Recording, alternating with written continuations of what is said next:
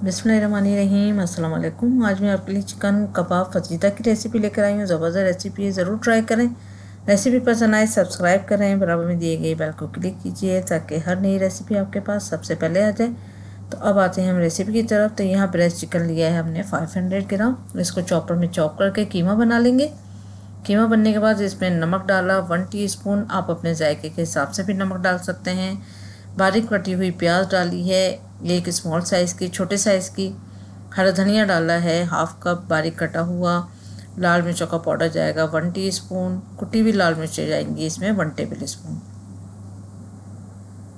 लहसुन अदरक का पेस्ट जाएगा 1 टेबल स्पून पानी के बगैर। धनिया पाउडर जाएगा 1 टेबल स्पून। चाट मसाला जाएगा 1 टेबल स्पून। लेमन जूस जाएगा 2 टेबल स्पून। 2 स्लाइस लिए थे ब्रेड के, उसको चॉपर में चॉप करा है, ब्रेड क्रूम बनाया, दोनों जाएंगे। अच्छी तरह करेंगे इसको मिक्स।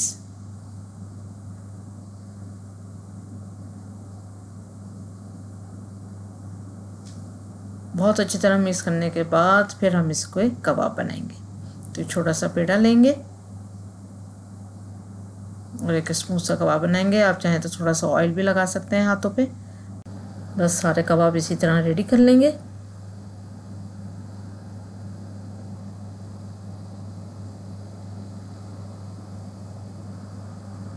उसके बाद एक पैन में हमने तेल डाला 1/4 कप। तेल हो जाए अच्छे से गर्म, फिर इसमें हमने कबाब डाल देने हैं।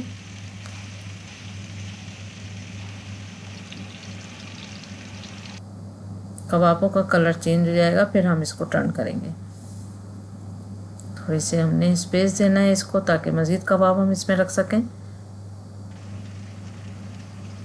देखिए कलर हल्का सा गोल्डन हो गया, लेकिन ये अच्छा खासा गोल्डन हो जाए तब हम इसको निकालेंगे। ये देखें अच्छा कलर चेंज हो गया है। फिर हम इसको साइड में लगाएंगे।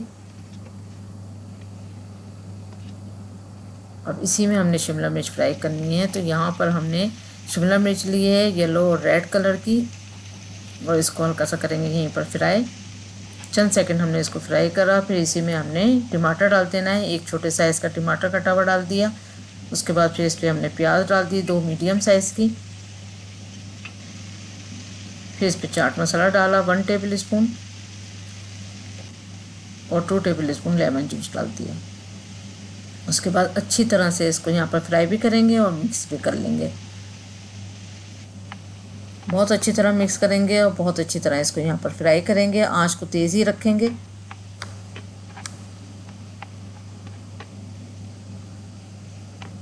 उसके बाद कबाबों को, इन सब वेजिटेबल को आपस में मिक्स कर देंगे। बहुत अच्छी तरह मिक्स करने के बाद तेज़ ही आंच रखनी है आपने। और बहुत अच्छी तरह मिक्स करने के बाद फिर ये अच्छी तरह से जब मिक्स हो जाए फिर इसको हम डिश आउट कर देंगे। तो बहुत ज़बरदस्त रेसिपी तैयार है। तो ज़रूर इसको ट्राई करें और पराठों के साथ खाएं, और वरना पराठों का रोल बना के भी खा सकते हैं। तो बहुत ज़बरदस्त रेसिपी तैयार है। उम्मीद करती हूँ आज की रेसिपी आपको पसंद आएगी होगी।